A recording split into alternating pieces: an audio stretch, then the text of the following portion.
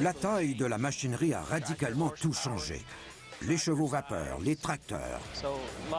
Ce qui nous prenait des jours à réaliser nous prend maintenant quelques heures ou quelques minutes.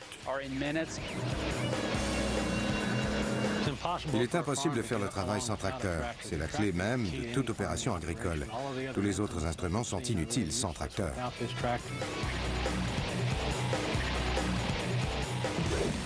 Et il ne s'agit pas ici du petit tracteur rouge de votre père. Il y a moins de 100 exemplaires de ce tracteur dans le monde. Il vaut 175 000 $ américains et pèse 18 tonnes. Ce Titan possède un moteur turbocompressé de 15 litres et 425 chevaux vapeur. C'est l'une des machines agricoles les plus puissantes qui existent.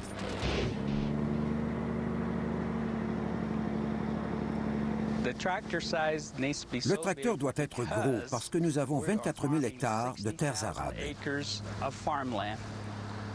La taille est vraiment importante parce que nous devons accomplir le travail en 30 jours.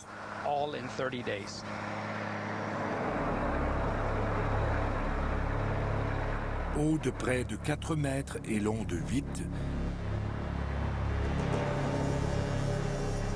il possède 16 vitesses, 8 pneus et 4 roues motrices. Il met la nature et l'homme sur un pied d'égalité. Et monsieur l'agriculteur peut aussi tirer une charge de 18 tonnes avec son tracteur, peu importe la nature de la charge. Je mesure presque 1,80 m. Cela vous donne une idée de la taille de ce tracteur. Pour ce genre de traction, nous avons besoin de pneus de cette dimension. Quand le tracteur est en action, les 8 roues tirent à la fois.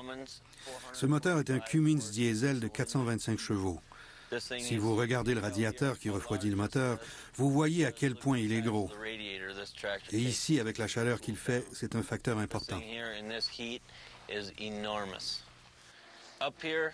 Je monte ici pour me rendre dans mon bureau. Je suis une des rares personnes à avoir son bureau sur la Lune.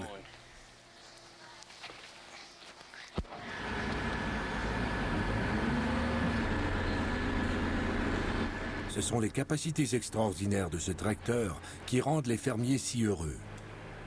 Le tracteur New Holland est tellement efficace qu'il accomplit en un jour ce qui, il y a 20 ans, aurait pris une semaine à 20 tracteurs réguliers. Il est difficile de croire qu'au tournant du siècle précédent, le tracteur n'existait même pas.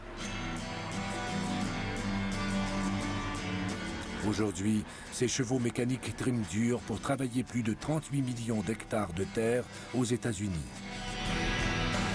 Chaque année, ces terres produisent une abondante récolte valant 220 milliards de dollars. Il faut remercier en grande partie ce tracteur tenace, fiable et pas si petit que cela.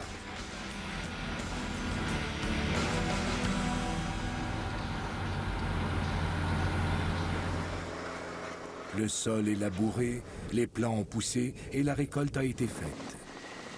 Il reste maintenant le foin et il faut le ramasser. Et qui va vous donner un coup de main? Laissez-moi vous présenter la ramasseuse presse BB 960.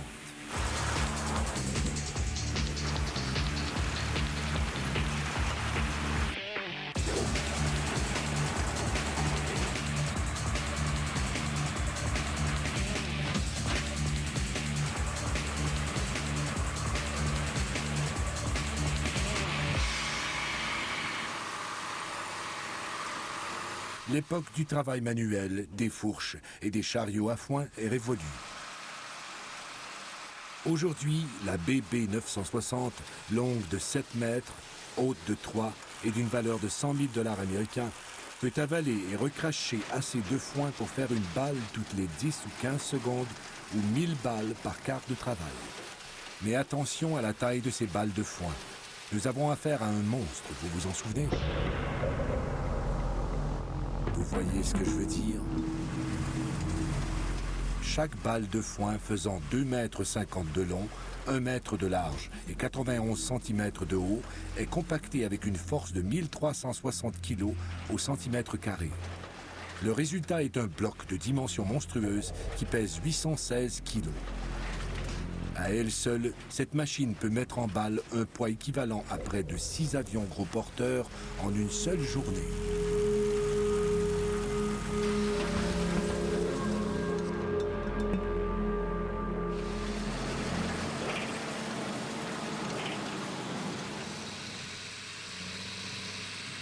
Toutefois, la BB 960 peut faire plus que mettre en balle. De grosses balles de foin sont moins longues à ramasser et peuvent nourrir plus de vaches. Des vaches heureuses donnent plus de lait et les agriculteurs font plus d'argent. Mais attention, une seule erreur de votre part peut vous coûter cher.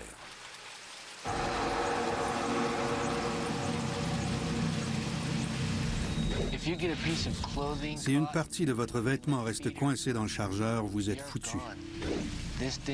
Cette machine peut vous happer si vite que vous ne vous en rendrez même pas compte.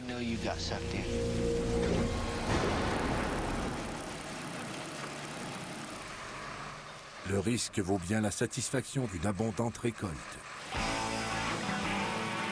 On comprend pourquoi les fermiers adorent leur terre quand ils possèdent le pick-up idéal et la machine rêvée pour faire des balles de foin. Ce que je préfère dans mon travail, c'est de venir ici faire des balles de foin. 400 hectares et de finir à 6 heures du matin. J'ai congé le reste de la journée.